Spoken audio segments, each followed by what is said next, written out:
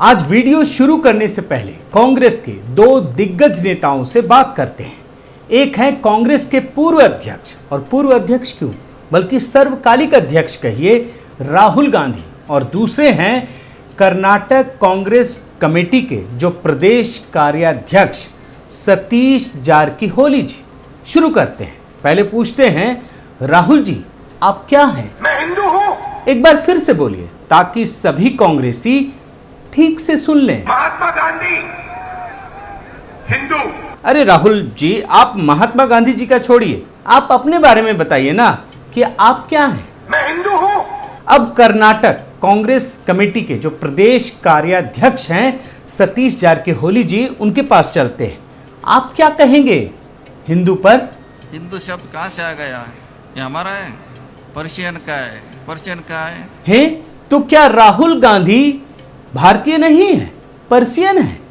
ये तो आपने गजब बात कह दी। वैसे सतीश जी, ये पर्शियन कहाँ है? पर्शियन का है ईरान, इराक, कजाकिस्तान, उज्बेकिस्तान। फिर भारत का उधर का क्या संबंध है? लगता है जैसे ही राहुल जी ने या गांधी परिवार ने कांग्रेस में अध्यक्ष पद की कुर्सी छोड़ी है, सारे कांग्रेसी नेता खुले हो गए हैं। इसीलिए जिनके जो मन में आ रहा है वही कह रहे हैं। वैसे राहुल जी एक बार फिर से बताइए ताकि सबको पता चले कि आप क्या हैं। मैं हिंदू हूं। अच्छा सतीश जी, अब आप ये बताइए कि हिंदू का मीनिंग क्या है? मीनिंग आपको समझ में आ गया तो आपके अब शर्म आ जाएंगे। हिंदू का जो मीनिंग है वो बहुत गंदी है। अब आपको ये सब सुनकर, देख सुनकर लग रहा होगा कि कांग्रेस के भीतर हिंदुत्व को लेकर, हिंदू को लेकर भारी कंफ्यूजन है, लेकिन आप गलत हैं। इनके भीतर कोई कंफ्यूजन नहीं है, बल्कि सेक्युलरिज्म की आड़ में सनातन संस्कृति को बदनाम करने के लिए ये लोगों को भ्रमित कर रहे हैं। इस बात को ध्यान रखिए, इसमें कोई भ्रम नहीं है। और यही वजह है कि कुछ समय पहले, कुछ महीने पहले बल्कि, जहां राहुल गांधी ने हिंदुत्व को बदनाम करने का काम किया, वहीं इस समय भारत जोड़ो यात्रा के दौरान उनके नेता हिंदू को बाहरी बता रहे हैं। और ये भी याद रखिए कि इसी सेक्युलरिज्म की आड़ में हिंदुत्व को गाली दे देकर कांग्रेस ने क्या किया, महाराष्ट्र में एक पूरी की पूरी शिवसेना पार्टी को और सभी नेताओं को उसकी राजनीति बर्बाद कर दी, जो ठाकरे परिवार है। और अब वही खेल देख लीजिए बिहार में खेला जा रहा है। आज के इस वीडियो में मैं बिहार की राजनीति का एक ऐसा चेहरा दिखाऊंगा जहां पर सेक्युलरिज्म की आड़ में सनातन संस्कृति को बदनाम करने का खेल चल रहा है। आज के इस वीडियो में इसी की जानकारी दूंगा। साथियों नमस्कार, मैं हरिश्चंद्र बर्णवाल। आज मैं बिहार के मुख्यमंत्री नीतीश कुमार, जो कि महागठबंधन के मुख्यमंत्री हैं और जो तेजस्वी यादव की बैसाखी पर चल रहे हैं, जो आज भी सिर्फ और सिर्फ जातियों की राजनीति करते हैं, धर्म की राजनीति करते हैं, और ये सब कुछ सेक्युलरिज्म की आड़ में करते हैं। तो आज मैं बिहार के मुख्यमंत्री नीतीश कुमार के एक ऐसे फैसले की चर्चा करने वाला हूं, जिसने सनातन संस्कृति के केंद्र को, जितने भी केंद्र हैं, मंदिर, मठ और ये सारी चीज़ें, उसको अपनी गिरफ्त में लेने का फैसला किया है। ये एक ऐसा फैसला है जिसने सनातन संस्कृति मानने वालों के होश उड़ा दिए हैं। ये एक सनसनीखेज फैसला है, लेकिन आप आश्चर्य करेंगे कि मेन स्ट्रीम मीडिया में इसे लेकर कोई खास चर्चा नहीं हो रही है। और क्यों नहीं हो रही है ये भी आप जानते हैं, लेकिन उससे पहले मैं आपको एक झलक देना चाहता हूँ दूसरे राज्यों की, और ये भी कांग्रेसी रोग है। आप भूले नहीं होंगे दोस्तों कि किस प्रकार उत्तर प्रदेश में अखिलेश यादव ने हिंदुओं के सबसे पवित्र उत्सव मेले, कुंभ मेले की बात कर रहा हूं, उसका प्रभारी, उसकी जिम्मेदारी एक मुस्लिम मंत्री को दे दी थी, आजम खान को। आप भूले नहीं होंगे। और यही काम पश्चिम बंगाल में ममता बनर्जी ने किया था। उन्होंने एक पवित्र तीर्थ स्थल, हिंदू तीर्थ स्थल, उसकी जिम्मेदारी, उसकी देखरेख की जिम्मेदारी एक मुस्लिम मंत्री को सौंप दी थी। हालांकि बाद में उन्हें हटाना पड़ा था। लेकिन अब बिहार में जो कुछ हो रहा है वो इस सबसे बड़ा है, और इतना बड़ा फैसला है जो सुनकर आपके होश उड़ जाएंगे। बिहार में मंदिरों मठों, इसको तय करने की जिम्मेदारी, इसे चलाने की जिम्मेदारी एक मुस्लिम मंत्री तय करेगा। जी हाँ, आपको सुनकर आश्चर्य हो सकता है, लेकिन नीतीश के कानून मंत्री, देख लीजिए रिपोर्ट, ये हैं शमीम अहमद। उन्होंने ये कहा है, उन्होंने ये आदेश दिया है कि राज्य के सभी मंदिर और मठ अपना अपना रजिस्ट्रेशन करा लें सरकार से, अन्यथा वे गैर कानूनी माने जाएंगे। अब इसमें जितने भी तर्क हों वो सब आप भूल जाइए। ये तो वो देश है जहां पर आप जानते हैं कि वक्फ बोर्ड भारत में तीसरी बड़ी संस्था है जिसके पास सबसे ज़्यादा ज़मीन है। वहाँ तो इसकी नज़र नहीं गई, लेकिन मंदिरों और मठों को कुछ ना कुछ तो बताएंगे ही, विकास और तमाम चीज़ें, उनको रजिस्ट्रेशन के दायरे में लाया जा रहा है। लेकिन इसी सरकार ने और इसी मंत्री ने जब 3 महीने पहले ये कहा गया कि जो मस्जिद हैं, मदरसे हैं, उनको रजिस्ट्रेशन उनका भी किया जाए, तो इस मांग को नहीं माना था।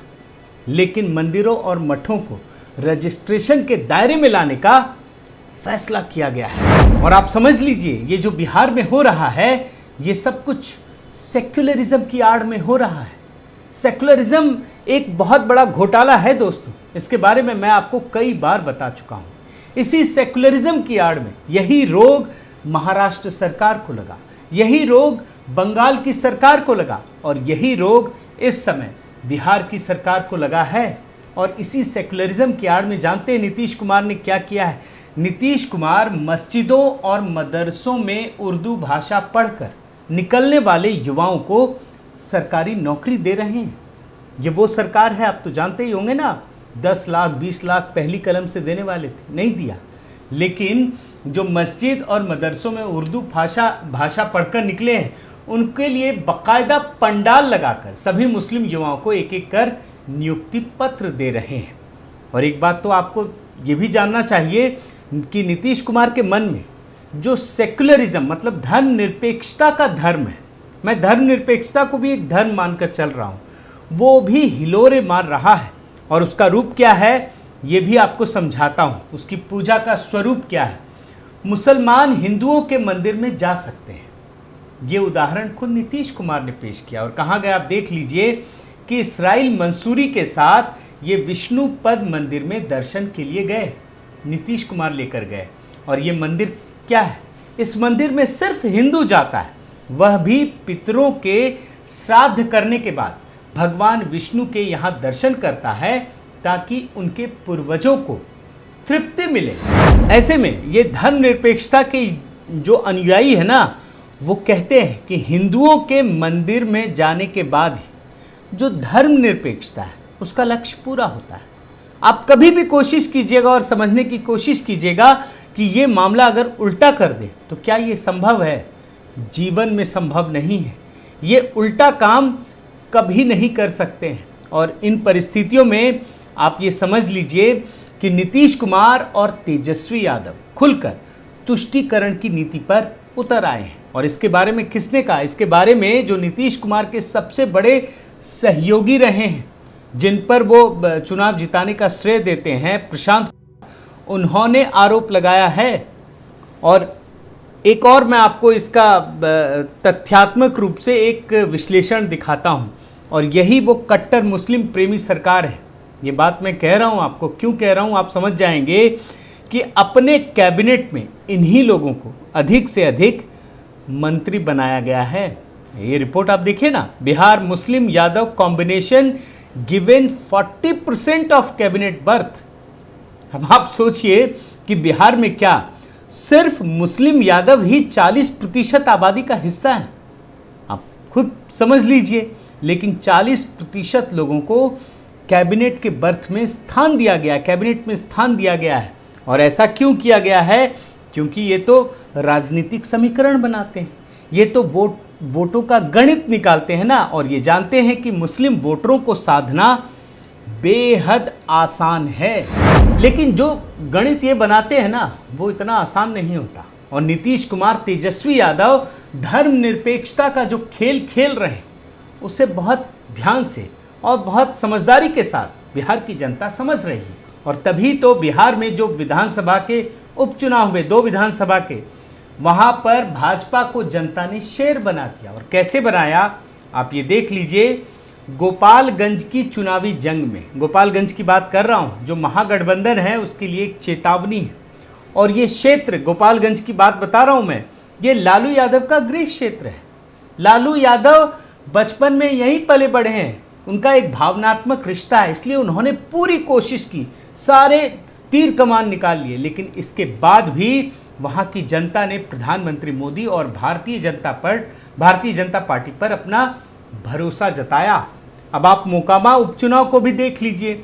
यहां पर अनंत सिंह की जो पत्नी है उनको किसी तरह से जीत मिली है, लेकिन जो बाहुबली हैं अनंत सिंह, वो इस जीत से लहूलुहान हो गए, क्योंकि ये वही क्षेत्र है दोस्तों जहां अनंत सिंह की तूती बोलती थी।